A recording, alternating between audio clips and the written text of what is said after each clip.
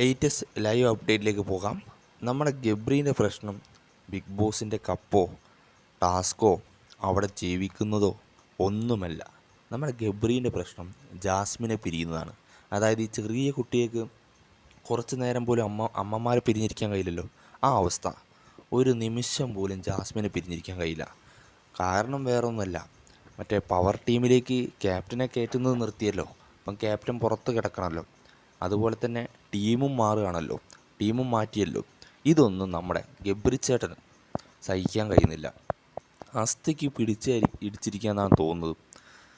ഭയങ്കര പകലൊക്കെ ഭയങ്കര നല്ല രീതിയിൽ സംസാരിക്കും, രാത്രിയായാൽ എലിക്കുട്ടിയും ലോല ഹൃദയനുമാവും നമ്മുടെ ഗബ്രിച്ചേട്ടൻ. എന്താണ് സംഭവിക്കുക എന്നൊക്കെ കണ്ടറിയാം. കാരണം ഇത് കുറച്ച് സീരിയസ് ആണ്. ഗബ്രിയുടെ സംസാരത്തിലും കരച്ചിലും പിടിച്ചിലൊക്കെ തോന്നുന്നത് കാര്യം കയ്യിൽ നിന്ന് പോയിന്ന് തന്നെയാണ്. പുറത്തത്തെ കാര്യം പുറത്ത് സീനാണെന്ന് അറിഞ്ഞതോടെ ജാസ്മിൻ പകുതി മുക്കാലും തീർന്നു. പക്ഷേ ഗബ്രിക്ക് അവിടെ തളർച്ചയില്ല കേട്ടോ.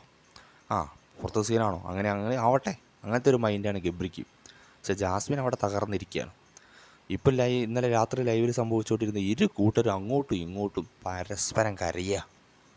കണ്ടറിയാം ഇനി എന്താകുമെന്ന്.